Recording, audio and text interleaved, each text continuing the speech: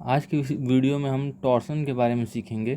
तो बेसिकली देखिए, torsion of shafts को देखते हैं। तो टॉर्सन यानी कि ये होता क्या है, देखिए जैसे मान लीजिए कि ये शाफ्ट है, ये सर्कुलर शाफ्ट यहाँ पे आपका फिक्स किया गया है। ये जो वॉल है, ये वॉल यहाँ पे आपका सर्कुलर शाफ्ट फिक्स किया गया है एक एंड को, और इसके फ्री एंड पे एक टॉर्क अप्लाई किया गया है।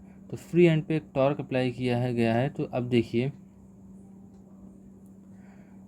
तो यहाँ पे देखिए किसी पॉइंट का एम से एम डैश पे डिस्प्लेसमेंट हो गया है टॉर्क के डायरेक्शन में। तो ये जो एंगल फाई है, देखिए ये एंगल फाई इस तरीके से क्रिएट होगा। ये एंगल फाई, ये देखिए यहाँ फिक्स्ड एंड पे ये एम डैश फाई एंगल बनाएगा on the surface of circular shaft. एकदम अपर पॉइंट की बात कर रहे हैं, जो एकदम शाफ्ट के टॉप मोस्ट पॉइंट पे होगा, क्योंकि शियर स्ट्रेस मैक्सिमम वहाँ ही पे होता है। तो अगर हम उससे डील कर लेते हैं तो बाकी सब उससे कम ही शियर स्ट्रेस हमारे सर्कुलर शाफ्ट में डेवलप होगा। तो बाकी की हमको कोई चिंता ही नहीं करनी है, बाकी हम निकाल लेंगे।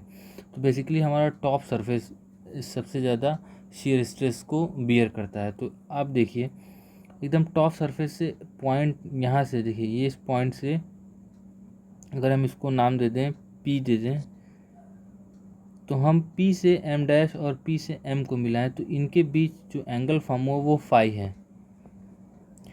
तो अब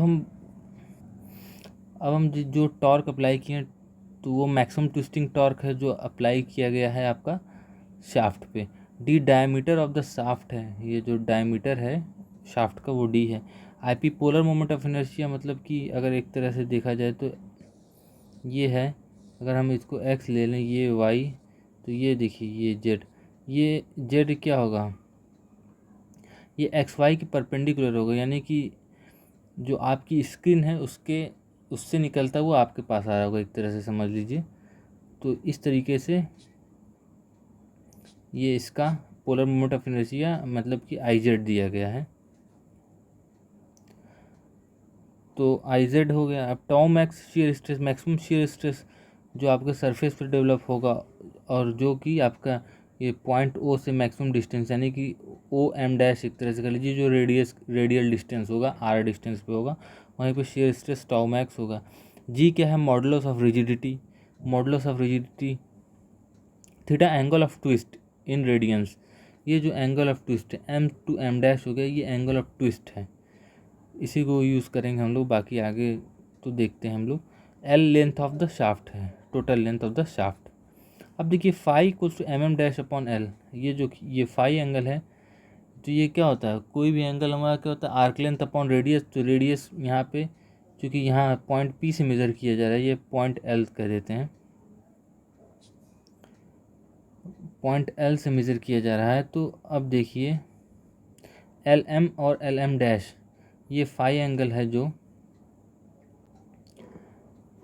वो क्रिएट करेगा। तो अब देखिए phi equals to M dash upon L, ये आर्क लेंथ हो गया, एल को, ये लेंथ एल को रेडियस की तरह ट्रीट किया गया। तो phi equals to M dash by L. चूँकि हम जानते हैं क्या है कि शियर स्ट्रेस क्या होता है आपका, हम लोग नॉर्मली जो जानते हैं कि जो भी पॉइंट अपने इनिशियल पोजीशन से दूसरे मतलब पोजीशन पे जाता है, तो जो एंगल फॉर्म होता है उस एंगल की वैल्यू ही आपका शियर स्ट्रेन कहलाती है। तो शियर स्ट्रेन फाई हो गया, तो टाउ मैक्स बाई जी हो गया। टॉप सरफेस की बात करें इसलिए टाउ मैक्स लें, क्योंकि टॉप सरफेस पे जब सबसे ज़्यादा शियर स्ट्रेस होगा। तो M dash upon L equals to tau max by G. अब एम डैश की वैल्यू देखिए यहाँ से क्या होगी, एम डैश की वैल्यू ये देखिए ओ एम डैश रेडियस है। तो अगर हम इसको कहें कि एम डैश की वैल्यू आर इंटू थीटा होगी, तो यहाँ पे लिख देते हैं, शिफ्ट कर देते हैं एम डैश को आर इंटू थीटा। तो ये बाकी R theta by L equal to tau max by G. तो यहाँ से आ जाएगा tau max by R equal to G theta by L. ये इक्वेशन फर्स्ट हो गया। M dash equal to R theta, ये देखिए आर क्या है, रेडियस, और थीटा क्या है, angle subtended at the centre. तो यहाँ से ये आ गया। अब देखिए tau max upon R equal to tau by R, इसका मतलब हम समझते हैं। जैसे मान लीजिए ये हमारा शाफ्ट है, तो सबसे ज़्यादा शियर स्ट्रेस यहाँ पे होगा, फिर उससे ज़्यादा यहाँ पे, इससे ज़्यादा, और उससे मतलब कम यहाँ पे, ये यहाँ पे सेंटर के पास आते हैं तो लगभग 0 हो जाता है। तो ये जो लीनियर वेरिएशन रहता है इस वजह से, ये देखिए ये टाउ मैक्स यहाँ से आर, यहाँ पे कहीं मान लीजिए टाउ, ये डिस्टेंस यहाँ से यहाँ तक आर, तो बाई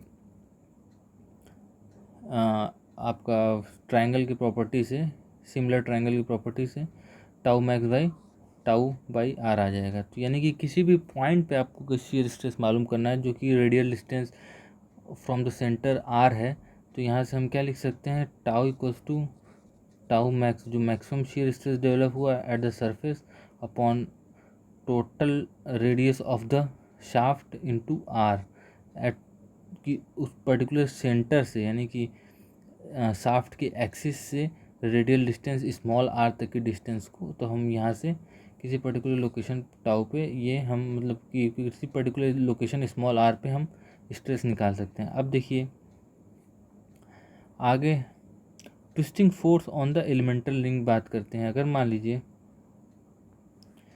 ये टॉर्क ऐसे लग रहा है टी, तो देखिए हर पॉइंट टू पॉइंट आपका शियर स्ट्रेस तो अलग अलग होगा। जैसे यहाँ पे शियर स्ट्रेस अलग होगा, यहाँ पे अलग होगा, यहाँ पे अलग होगा, यहाँ पे अलग, तो ये बढ़ते जाएगा ना, यहाँ से ऐसे जाएंगे तो ये बढ़ता ही जाएगा, तो शियर स्ट्रेस बढ़ता जाएगा। तो फिर अब हम टॉर्क टी की बात करते हैं, तो टॉर्क टी जब पूरा ये आगे देखिए तो ट्रांसफ़र हो रहा है, जैसे मान लीजिए यहाँ पे लगाएं तो यही ये सेम चीज़ यहाँ पर अगर क्रॉस सेक्शन कट करें तो ये भी तो अपने आगे वाले पोर्शन को वो भी टॉर्क टी मतलब कि उस पर आएगा, वो ट्विस्ट आएगा, तो वो ट्विस्ट हर एक सेक्शन अपने प्रीवियस सेक्शन को ट्रांसफ़र करेगा। तो इस तरीके से अगर देखें ये टॉर्क टी, तो यहाँ हर इसके सेक्शन पे जो सेक्शन कट किए किसी भी सेक्शन पे, हर सेक्शन मतलब कि हर पॉइंट पे शियर स्ट्रेस की वैल्यू अलग होगी, जो कि आपका लीनियरली वेरी करेगा from the centre to radius distance. तो अगर हम ट्विस्टिंग फोर्स की बात करें या turning force on the elemental ring बात करें, तो मान लीजिए कि ये एक्स डिस्टेंस पे डी एक्स थिकनेस का एक एलिमेंटल स्ट्रिप लिया गया है, जिस पे इस पे जो आपका आया शियर स्ट्रेस टाउ एक्स आ रहा है मान लीजिए, तो इसका अगर हम इसको ओपन कर दें तो ये लेंथ कितनी हो जाएगी, ये 2πx होगी, और ये डी एक्स थिकनेस का, तो इसका एरिया कितना हो जाएगा 2πx D x, shear stress से मल्टीप्लाई कर लिए तो ये डी टी,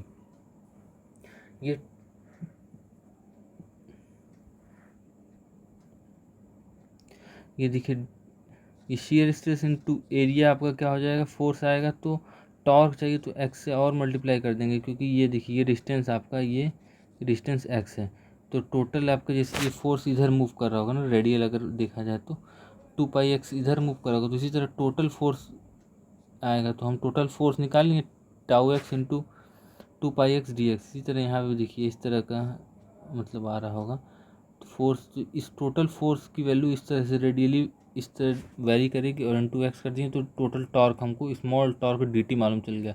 तो ये टोटल टॉर्क ही तो रजिस्ट कर रहा है ये आपका सेक्शन। तो अब देखिए तो ये क्या हो जाएगा, total torque integral D T हो जाएगा।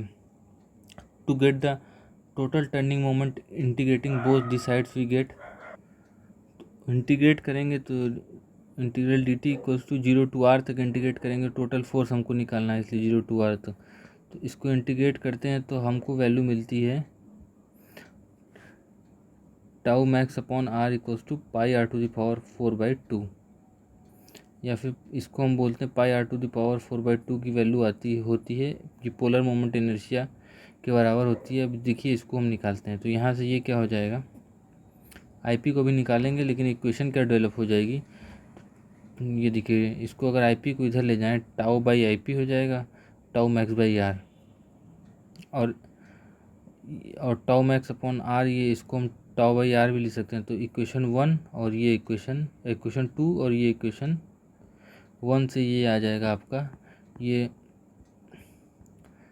जो इक्वेशन आ गई टॉर्सन की इक्वेशन आ गई, T upon I P tau max by R equals to G theta by L equals to tau by R. ये किसी भी पर्टिकुलर लोकेशन के लिए है, और ये एट द सरफेस की बात कर रहा है टाउ मैक्स बाई आर। अब देखिए polar moment of inertia IP की बात करते हैं। ये देखिए आई एक्स यानी कि एक्स डायरेक्शन, ये वाई डायरेक्शन। एक एलिमेंटल स्ट्रिप लिए एक्स सेंटर से एक्स डिस्टेंस पे जिसकी थिकनेस डी एक्स है।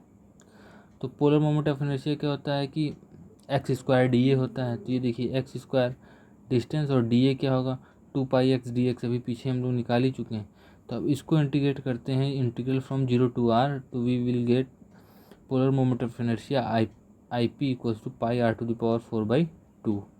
तो इस वैल्यू को यहीं पे, ये जो वैल्यू है पाई आर टू द पावर 4/2, ये आई पी की वैल्यू है। तो ये हमारा ये टॉर्सन की इक्वेशन आ गई, बहुत इंपॉर्टेंट इक्वेशन है। अब देखिए जो ऊपर हुआ था वही चीज़ को यहाँ एक तरीके से रिप्रेजेंट किया गया है। जैसे मान लीजिए ये यहाँ पे आपका फिक्स है,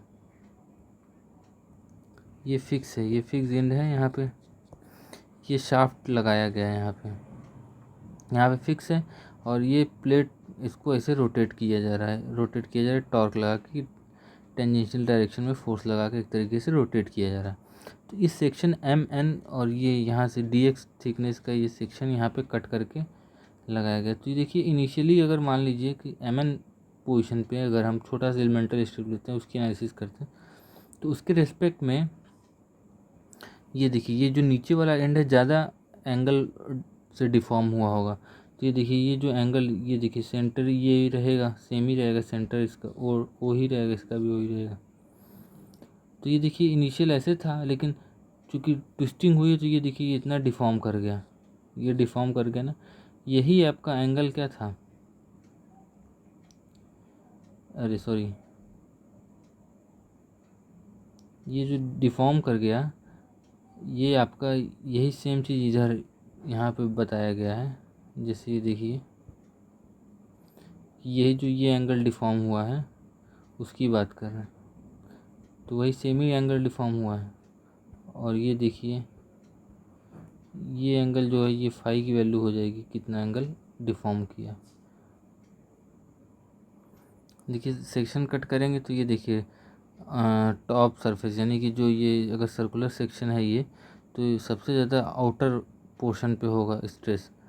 तो ये देखिए ये जो सेक्शन एम एन हम कट किए, तो ये देखिए ये इधर सबसे ज़्यादा शेयर स्ट्रेस इस टॉप सरफेस पे, फिर उसके बाद जैसे जैसे अंदर आते जाएंगे यानी कि रेडियली इनवर्ड आते जाएंगे, यहाँ सेंटर है, तो आपका शेयर स्ट्रेस आपकी वैल्यू कम होती चली जाएगी। और ये सेम चीज़ सर्कुलर हॉलो शाफ्ट के लिए भी होगा। इसका polar moment of inertia I P की value π/32 due to the power 4। D क्या है एक्सटर्नल डायमीटर, और ये स्मॉल डी क्या है इंटरनल डायमीटर है, सेंटर इसका ओ मान लीजिए। तो सेम इक्वेशन होल्ड करेगी, torque T/IP equals to τ/r equals to g θ/l। अब आते हैं टॉर्सन रिजिडिटी की बात करते हैं। तो क्या होता है देखिए कि बेसिक इक्वेशन तो हम जानते हैं T/IP equals to g θ/l। यहाँ से थीटा क्या आ जाएगा TL/GIP या T/GIP into L. The quantity GIP/L, ये देखिए ये quantity is known as the torsional rigidity and is represented by small k और म्यू। तो यहाँ से देखिए इस इक्वेशन से हम क्या लिख सकते हैं, torsional rigidity GIP/L equals to T/θ। यहाँ से देखिए हम यहाँ से इजीली लिख सकते हैं टॉर्सनल रिजिडिटी की वैल्यू। तो अब यहाँ से अब हम अगर इसको हम याद करना है, तो जैसे मान लीजिए ये स्प्रिंग है जिस पे फोर्स लगाया गया है। इनिशियली देखिए यहाँ पे इनिशियली कोई फोर्स नहीं है, और जब आफ्टर फोर्स किया गया तो इलोंगेशन कितना हो गया, एक्स हो गया। जो इलोंगेशन एक्स हुआ तो के स्प्रिंग कांस्टेंट है और एक्स आपका डिस्प्लेसमेंट है, एफ फोर्स है। तो F equals to we know that F equals to K X, तो के इक्वल्स टू F/x। ये क्या है फोर्स अपॉन डिस्प्लेसमेंट। तो सिमिलरली टॉर्सनल रिजिडिटी में टॉर्क अपॉन थीटा, यानी कि थीटा डिस्प्लेसमेंट है अपर सरफेस पे at the point where torque has been applied. तो टॉर्सनल रिजिडिटी हो गया हमारा T/θ, जिसकी वैल्यू होती है GIP/L। अब पावर ट्रांसमिटेड बाय शाफ्ट की बात करते हैं। मान लीजिए एक ये हमारा ये शाफ्ट दिया गया है जिस पे हम टॉर्क टी इस एंड पे अप्लाई कर रहे हैं, और जो कि इस टॉर्क की वजह से ये जो आपका शाफ्ट है n RPM यानी कि n राउंड पर मिनट आपका रोटेट कर रहा है। आगे से जैसे ये किसी चीज़ से कनेक्ट हो तो ये टॉर्क की वजह से इसको हम रोटेशन अप्लाई कर रहे हैं, तो ये n RPM का रोटेशन फॉल मतलब कि इसका है n RPM है, n राउंड पर मिनट है। तो हम जानते हैं कि T equals to F into R. अब देखिए T मतलब क्या है, ये F टेंजेंशियल फोर्स F है, ये रेडियल डिस्टेंस आर, तो टॉर्क क्या होता है F इंटू आर, तो ये टॉर्क हमारा F इंटू आर है। तो हम चूँकि जानते हैं कि अब पावर क्या होता है वर्क डन पर सेकेंड, तो वर्क डन पर सेकेंड क्या होगा हमारा, अब देखिए वर्क डन पर सेकेंड, तो वर्क डन हमारा क्या है टी इंटू थीटा, अगर हम 1 सेकेंड ले लें तो हमारा पावर हो जाएगा, क्योंकि थीटा हम रोटेशन इन 1 सेकेंड ही ले रहे हैं, थीटा जो है वैल्यू 1 सेकेंड में रोटेशन है। तो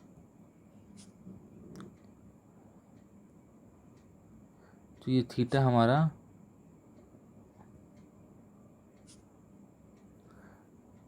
थीटा रोटेशन इन 1 सेकेंड है, तो ये हमारा पावर हो जाएगा टी इंटू थीटा। थीटा हमारा क्या है रोटेशन इन 1 सेकेंड। तो अब देखिए थीटा रोटेशन इन 1 सेकेंड है, तो हमारा वर्क डन क्या हो जाएगा, चूँकि वर्क डन क्या टी थीटा वर्क डन होगा, चूँकि थीटा 1 सेकेंड के लिए है तो हमारा वही पावर भी हो जाएगा, तो थीटा रोटेशन इन 1 सेकेंड हो गया। तो n RPM को अगर बदलें तो n RPM मतलब n राउंड पर मिनट, तो n इंटू 2 पाई आपका रेडियन हो गया, n इंटू 2 पाई आपका रेडियन हो गया, और टाइम आपका कितना है 1 मिनट में।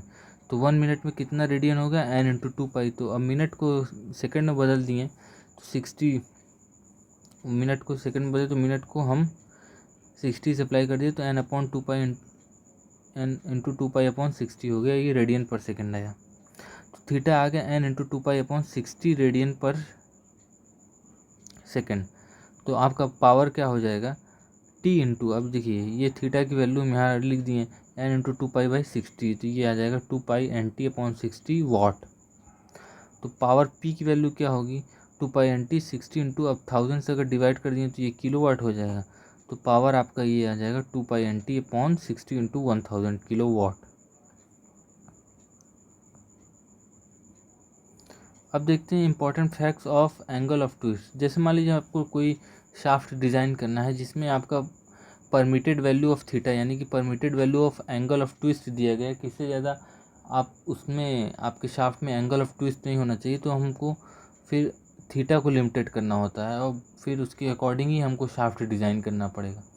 तो उस केस में आपका थीटा को आपको ध्यान में रखना होगा कि उससे ज़्यादा आपका angle of twist permissible value से ज़्यादा ना हो। अब आते हैं कि स्ट्रेसेस इन शाफ्ट, किस तरीके की स्ट्रेसेस डेवलप होती हैं इन द शाफ्ट। तो बेसिकली देखिए maximum shear stress occurs on the cross section of the shaft at its outermost surface। अब देखिए इसको हम समझते हैं, जैसे मान लीजिए कि ये आपका है, जब हम इस पर टॉर्क टी लगाएं तो अगर इस सेक्शन कट कर दें, तो ये देखिए ये इधर जा रहा है इस पर। अब देखिए ये टॉर्क लगा, सेक्शन यहाँ कट हो गया, तो चूँकि ये इक्विलिब्रियम है तो इस पर कहाँ किस तरह का टॉर्क होगा, इस तरह का टॉर्क होगा। लेकिन अभी ये सेक्शन भी इक्विलिब्रियम है, ये सेक्शन भी इक्विलिब्रियम है, तो ये टॉर्क का डायरेक्शन इधर है, तो इस पे ये वाले सेक्शन पे टॉर्क इधर आएगा, यानी कि इस सेक्शन पे भी टॉर्क टी ही अप्लाई होगा। तो अब ये सेक्शन हम यहाँ पे लें, यहाँ पे लें, चाहे हर सेक्शन पे जो आपका टाउ मैक्स की वैल्यू होगी वो एकदम अपर सरफेस टॉप सरफेस पे सबसे ज़्यादा होगी। भले इस एंड पे देखिए, इस एंड पे हमारा shear स्ट्रेस की वैल्यू सबसे ज़्यादा डिज़ाइनिंग पर्पस के लिए यूज होगी कि सबसे ज़्यादा shear स्ट्रेस जहाँ पे टॉर्क अप्लाई होता है वहाँ ही पे होगा। और जैसे जैसे हम सेक्शन इधर जाते जाएंगे ऐसे, तो हमारा shear stress on the top surface भी रिड्यूस होता जाएगा। तो सबसे ज़्यादा मतलब कि shear स्ट्रेस आपका जहाँ पे टॉर्क अप्लाई करते हैं वहीं पे आता है। इसलिए आप जो इक्वेशन में हम बेसिक हम लोग का पर्पज़ रहता है कि हम टाउ मैक्स यानी कि जो अप्लाइड टॉर्क है एट द एंड उसको यूज़ करें, क्योंकि वही टॉर्क हमारा सबसे ज़्यादा shear स्ट्रेस प्रोड्यूस करेगा। और वो shear स्ट्रेस कहाँ सबसे ज़्यादा प्रोड्यूस होगा, जहाँ पे टॉर्क लग रहा है। और जैसे जैसे ये सेक्शन इधर से इधर जाते जाएंगे आप उसकी वैल्यू तो कम होती जाएगी, लेकिन तब भी उस पर्टिकुलर सेक्शन पे सरफेस पे ही सबसे ज़्यादा shear स्ट्रेसेस मिलेंगे आपको। तो वही कह रहा है maximum shear stress occur on the cross section of the shaft at its outer most surface. तो आउटर मोस्ट सरफेस हमारा सबसे ज़्यादा shear स्ट्रेस रखता है। The maximum longitudinal shear stress occurs at the surface of the shaft on the longitudinal planes. अब देखिए इसको यहाँ से समझते हैं। ये देखिए ये जो हम जो बनाए थे, ये जैसे मान लीजिए ये तो रेडियल है, ये सेक्शन ऐसे आगे बढ़ा हुआ था इस तरीके से, यहाँ से कट किया गया, तो ये जो पार्ट बचा इसको यहाँ प्लॉट किया गया। तो देखिए ये रेडियल डायरेक्शन में है आपका shear स्ट्रेस, तो इसका एक कॉम्प्लीमेंट्री, जैसे ये मान लीजिए कॉम्प्लीमेंट्री कैसे बनाते हैं, जैसे मान लीजिए कि ये आपका टॉर्क है, अरे ये शाफ्ट है, तो सबसे ज़्यादा आपका स्ट्रेस कहाँ पे होगा, यहाँ पे, फिर यहाँ पे, फिर यहाँ पे, इस तरीके से वेरी करेगा। अगर हम इस यहाँ पे कोई एलिमेंट लेते हैं, यहाँ पे कोई मान लीजिए छोटा सा एलिमेंट लेते हैं, उस पर किस तरह कंडीशन होगा, ये इस तरह का shear स्ट्रेस डेवलप हुआ, तो ये उसके मतलब कि अपोजिट में इस तरह का डेवलप होगा, तो ये किस तरह का क्लॉकवाइज टॉर्क बना रहे, तो एक एंटी क्लॉकवाइज डेवलप करना पड़ेगा, ये इधर जा रहा होगा। तो ये देखिए इस तरीके की कंडीशन जनरेट होगी। अब इस तरीके की कंडीशन जनरेट हुई तो देखिए ये जो ऊपर है ये कॉम्प्लीमेंट्री इधर आया, तो ये किस डायरेक्शन में, ये लॉन्गिट्यूडनल डायरेक्शन में, यानी कि इस डायरेक्शन में, ये शाफ्ट आगे तक था ऐसे, तो ये लॉन्गिट्यूडनल डायरेक्शन में इस तरह का। तो सबसे ज़्यादा ये देखिए जो ये पॉइंट बोला second point, the maximum longitudinal shear stress occurs at the surface of the shaft on the longitudinal direct planes. Longitudinal planes मतलब कि ये जो, अब अगर हम बात करें,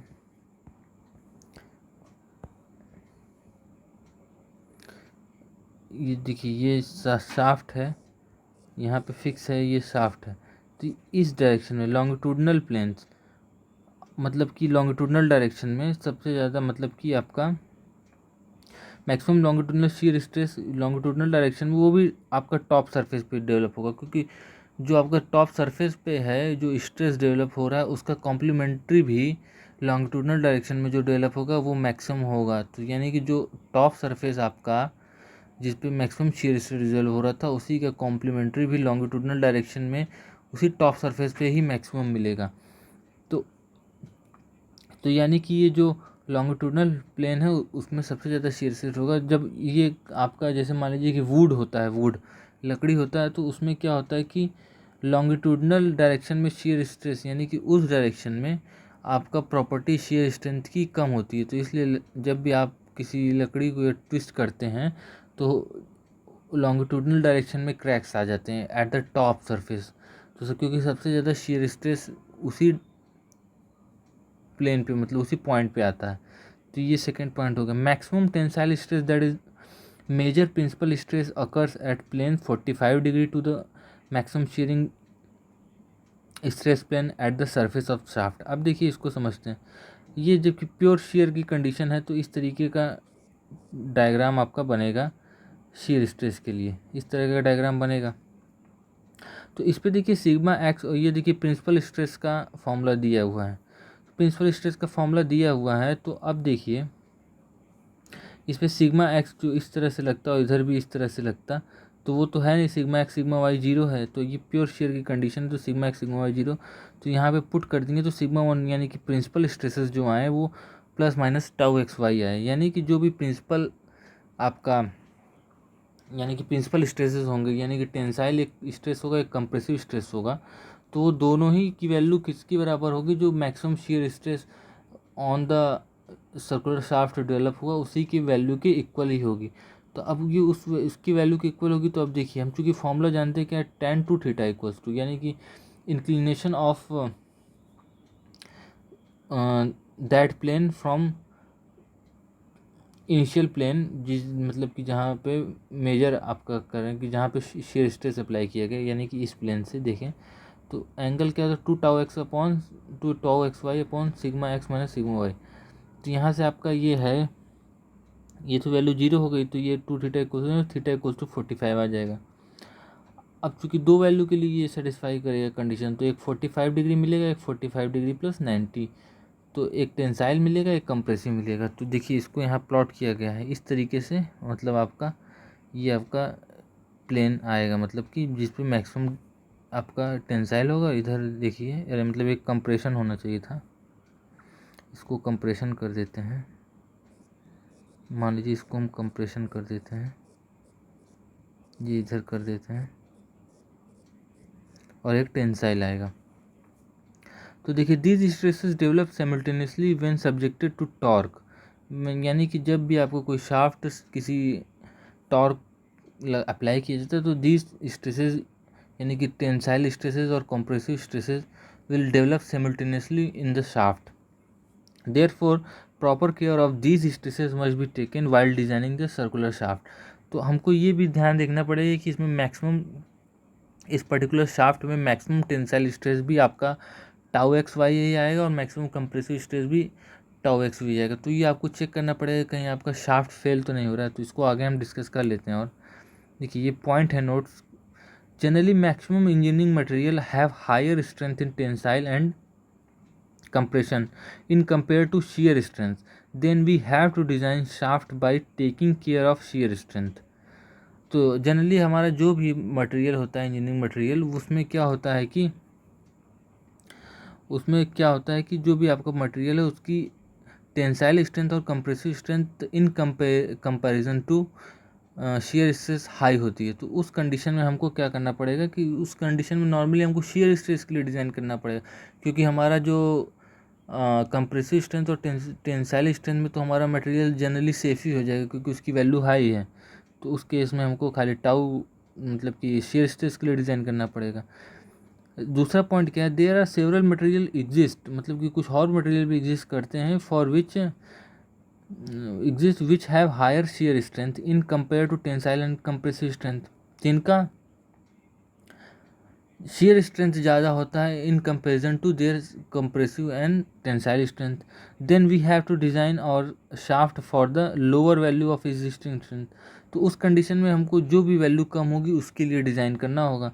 तो उस वक्त हमारे वैल्यू क्या कम होगी, टेंसाइल और कंप्रेसिव स्ट्रेंथ की वैल्यू कम होगी, तो हमको उसी के अकॉर्डिंग ही डिज़ाइन करना पड़ेगा कि हमारा मेंबर क्या होगा। उस वक्त ज़्यादा चांस क्या रहेगा कि हमारा शेयर स्ट्रेस फेलियर होने के बजाय हमारा मटेरियल या जो सर्कुलर शाफ्ट है उस वक्त हो सकता है कि उसमें फेल हो जाए, टेंशन में या कंप्रेशन में फेल हो जाए। तो इस तरह के मटेरियल जैसे देखिए कौन कौन से एग्जिस्ट करते हैं, circular shaft of cast iron, cast iron में ऐसा हो सकता है, या चौक जो आप लिखते हैं बोर्ड पे, उस चौक को देखिए अगर आप ट्विस्ट करेंगे तो हो सकता है कि वो शेयर में फेलियर होने के बजाय आपका टेंशन में फेल हो जाए। यानी कि देखिए जो टेंशन में फेल होता है वो इस तरीके से क्रैक आ जाएगा 45 डिग्री। देखिए लॉन्गिट्यूडनल एक्सिस से, देखिए ये अगर हम बना दें इसको, अगर कर दें, ये देखिए लॉन्गिट्यूडनल एक्सिस है, ये देखिए 45 डिग्री बना रहा है, तो इस तरीके से आपका ये फेल हो जाएगा। तो आगे के वीडियो में हम न्यूमेरिकल को डिस्कस करेंगे। अगर आपको वीडियो अच्छी लगी हो तो इसे लाइक, शेयर एंड सब्सक्राइब करना मत भूलिएगा।